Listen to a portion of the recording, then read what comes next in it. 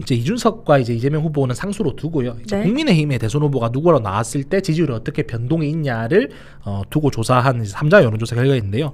이 여론조사 결과에서 뭐 여러 변수, 그러니까 보수 후보가 바뀌었겠죠. 뭐 김문수 후보라든가 한동훈 후보라든가 이런 식으로 다자 여론조사를 하면서 국민의힘의 지금 현재 대권 후보는 바뀌었고 이재명 후보와 이준석 후보는 상수로 이렇게 있었는데 어떠한 여론조사 결과에도 이준석 의원의 지지율이 7%에서 8%로 고정돼서 이렇게 나왔습니다. 그래서 이를 두고 지지율이 상당히 낮다라고 지금 이야기하시는 분들도 있는데 상당히 낮은 수치가 아니라고 제가 말씀드릴 수 있는 게요.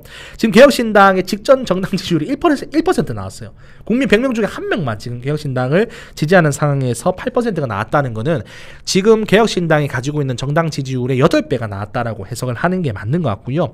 이는 이제 당연히 이제 이준석 의원의 개인 힘으로 무려 8배나 높은 지지를 정당 지지율에 비해서 8배나 높은 지지를 받고 있다라고 해석할 수 있을 것 같습니다. 이는 이제 당연히 이준석 의원의 뛰어난 역량과 카리스마를 잘 보여준 놀라운 결과라고 생각을 하고요.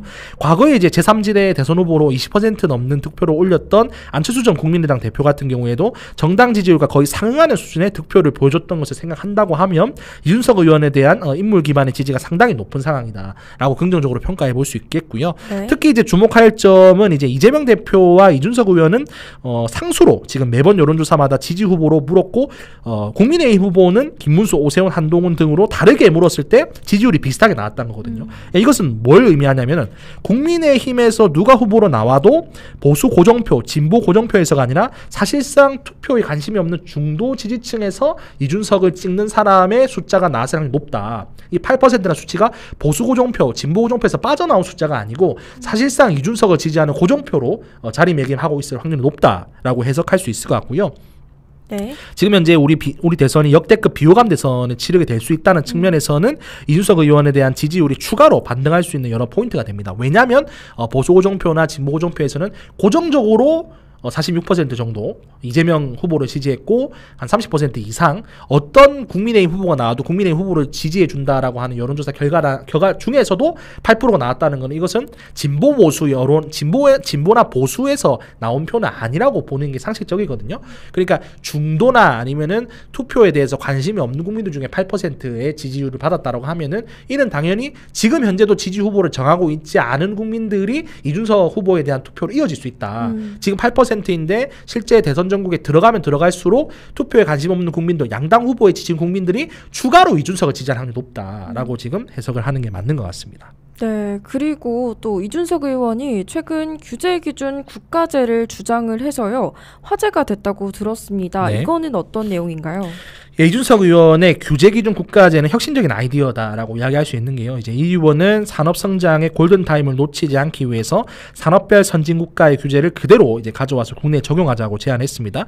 예를 들어서 IT 분야 같은 경우에는 미국의 규제를 가져오는 게 맞다. 바이오 분야 같은 경우는 일본의 규제를 따르자. 그렇게 해서 미국의 규제 수준과 일본의 규제 수준으로 각 이제 산업의 규제 수준에 맞춰서 우리나라 산업의 혁신 전략을 세우자. 그리고 우리 산업의 경쟁력을 다시 회복하자라고 하는 그러한 주장입니다.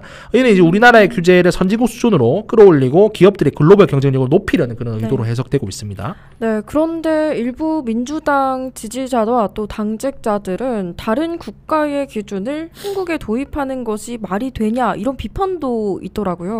그러니까 이준석 의원의 정책은 지금 외국에서 하고 있는 정책 그대로 베껴서 우리나라에 적용하자고 지금 하는 게 아닙니다. 우리는 지금 글로벌 시장에서 우리 기업들의 경쟁력을 높이기 위한 전략적 접근이다라고 보는 게 맞는 게요. 네. 이준석 의원은 바이오 연구자라면 일본 같은 국가에서 할 수 있는 연구는 모두 한국에서 할 수 있어야 된다라고 이야기를 했단 말입니다.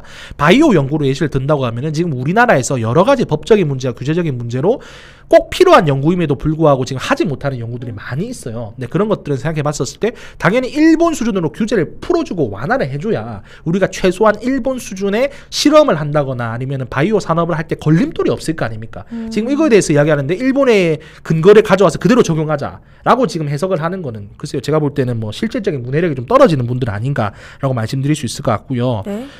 당연히 지금 현재 우리 연구자들의 두뇌 유출이 심각해지고 있는 상황에서 이렇게라도 규제 수준을 완화해주고 그 규제의 근거가 있는 다른 국가의 사례를 잘 따라하고 벤치마킹 하는 것이 지금 산업 전반에서 굉장히 중요해진 시점이기 때문에 이런 이야기가 나왔다라고 말씀드릴 수 있을 것 같고요. 네. 또 이제 네거티브 규제로의 전환을 의미하는데 현재 이제 포지티브 규제 체계에서는 미래 산업의 발전을 저해하는 요소가 상당히 많다. 그래서 규제 중심의 접근이 아니라 이제 여러 글로벌 경쟁력을 갖출 수 있는 그런 접근을 해야 된다라고 이제 이준석 의원도 이야기했고, 앞으로도 이제 이준석 의원이 꿈꾸는 이런 규제 제도 같은 경우에는 이러한 방향으로 가는 것을 지금 지향한다. 근데 뭐 이것은 이제 앞서 많은 정치인들이 사실 이야기했지만 구체적으로 어떻게 하겠다라고 이야기한 분은 없거든요. 근데 이제 이준석 의원 같은 경우에는 바이오에 뛰어난 국가인 이제 일본의 규제 사례를 모방하자, 미국의 규제 사례를 모방하자, 이렇게 이야기를 한 거기 때문에 구체적인 사례를 좀 더 다른 정치인들에 비해서 이야기한 거다라고 해석할 수 있을 것 같습니다. 네, 설명 감사드립니다. 그러면 이번에는 다른 여론조사 내용도 빠르게 한번 살펴보도록 하겠습니다. 예. 이준석 의원이 이재명 대표를 앞서는 비호감도로 대선 주자 비호감 1위를 차지했다는 그런 소식이 들리는데요. 네. 어떤 내용인가요? 저는 이제 높은 비호감도가 오히려 이제 이준석 의원의 기존 정치 질서에 도전하는 이런 혁신적인 정치적인 모습이 저는 반영된 결과라고 저는 생각을 하고요. 갑자기 이제 당연히 기성세대 입장에서 새파랗게 젊은 40대가 세대 교체를 이야기하니까 얼마나 기존의 기독권들이 이제 이준석을 곱깝게 보겠습니까? 또 이제 이준석 의원이 기존 정치인들과 좀 다른 게 혁신적인 정책을 많이 제안했잖아요. 예를 들어서 65세 이상 노인 지하철 무임승차 제도를 개선하자, 여성의 공복무에 대해서도 진지하게 고민해보자, 이런 메시지를 내는 것 자체가 이제 우리 사회에 꼭 필요한 의제를 가져와서 정치인으로 잘 이슈 파이팅을 한 건데, 지금 우리나라 정치 같은 경우는 팬덤 정치로 지금 현재 정착되고 고착되고 있는 상황이란 말입니다. 네. 그러니까 정치인들이 자기 지지자가 좋아할 법한 행동을 마치 연예인처럼 이미지에 맞춰서 하는 이미지 정치가 지금 고착화되어 있는 상태에서 외국에 있는 선진 정치처럼 우리 사회에 골마 있는 여러 가지 문제를 가져와서 이슈 파이팅하는 이런 문화 자체가 제가 볼 때 우리 정치의 현실과는 좀 안 맞을 수도 있었을 것 같고요. 근데 그럼에도 불구하고 과거에 이제 이준석이 이슈 파이팅하는 이런 모습들이 잘못되냐? 원래 정치인들 그런 일을 해야 되는 사람입니다. 그렇기 때문에 그로 인해서 비호감도가 높아졌다면 실제 투표에 강한 영향이 있을까? 저는 그건 좀 의구스럽다라고 말씀드릴 수 있을 것 같고요. 결론적으로 이제 이준석 의원의 정책과 이준석 의원의 평가에 대해서는 좀 더 깊이 있는 분석과 장기적인 관점을 바라봐야 된다. 그리고 또 이제 혁신적인 제안들을 통해서 우리 사회 여러 가지 긍정적인 변화를 불러일으킨 사람이기 때문에 당연히 기존에 있는 기득권 입장에서는 이준석 의원을 싫어할 수밖에 없다라고 생각을 합니다. 예. 네, 또 한편 허은하 전 대표는 이준석 의원에 대한 폭력성 제보를 받겠다고 선언을 했잖아요. 네, 뭐 한마디로 일축하면 될 것 같은데 이건 굳이 뭐 자막도 필요 없고요. 뭐 이제 과거에 이제 이분이 본인이 이제 당대표로 당원 소환제를 통해서 해임되고 나서도 계속 이제 본인이 계속 당대표다라고 하면서 기자회견도 여러 번 하고 이랬었는데, 결국에는 레거시 미디어에서 이 사람 기사를 안 써줘요. 지금은 평당원이시죠. 이제 이준석이란 사람이 기존에 있는 여러 레거시 미디어부터 해서 기존에 있는 정치인들, 심지어 이제 대통령이었던 윤석열 대통령으로부터 비난을 받고도 본인의 정치 행보를 잘 살려서 화성에서 국회의원까지 된 사람인데, 지금 평당원이고 뭐 당대표였던 시절에서도 레거시 미디어에서 실어줄 만한 그런 이슈 파이팅을 못하는 허은하란 사람이 이야기하는 그 뭐 폭로 아니면 뭐 그분이 운영하는 뭐 사이트 이런 게 과연 이준석의 대권과도 영향 끼칠 수 있을까? 허은하라고 하는 분이, 뭐 허은하 당원께서는 제가 볼 때는 좀 본인의 과대망상, 스스로의 이미지에 대한 그런 왜곡에서 빨리 좀 벗어나셔야 되지 않나라고 말씀드리겠습니다. 그분이 이준석 의원에 줄 수 있는 피해는 솔직히 말해서 눈꽃만큼도 없다라고 말씀드릴 수 있을 것 같아요. 네, 그럼 이준석 의원의 행보가 앞으로 한국 정치에 어떤 영향을 미칠지 좀 주목을 해야 하는 그런 상황이겠네요. 우리 정치가 지금 이미지 정치와 이제 팬덤 정치로 고착되어 있는 상황에서 이준석 의원이 팬덤 정치나 그 진영 정치에 영향을 받지 않고 지금 본인의 길을 가고 있는 것은 어쨌든 우리 정치의 새로운 희망이다라고 이야기할 수 있을 것 같고, 또 이준석이란 사람에 대해서 우리가 이야기를 하면 실용주의적 접근을 하는 사람이다라고 많이 알려져 있잖아요.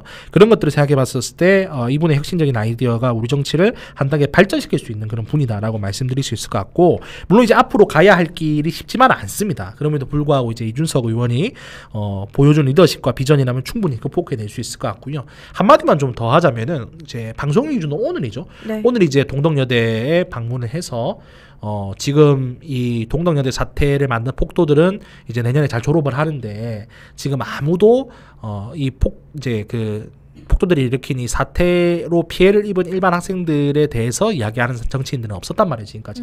근데 일반 학생들이 피해가지 않도록 방안에 대해서 잘 고민해보겠다라고 이야기를 했어요. 지금 네. 우리 정치가 너무 오랫동안 진영 정치에 있으면서 민주당에 있는 의원들 같은 경우에는 이 동덕연대 사태를 마치 민주화운동처럼 포장하고 민주화운동 시절의 논리로 지금 이 불법 소유 사태를 평가하려고 하는데, 이준석 의원이 거의 처음으로 제가 알기로는 피해를 본 학생들을 구제할 수 있는 방안에 대해서 마련하겠다라고 했단 말이에요.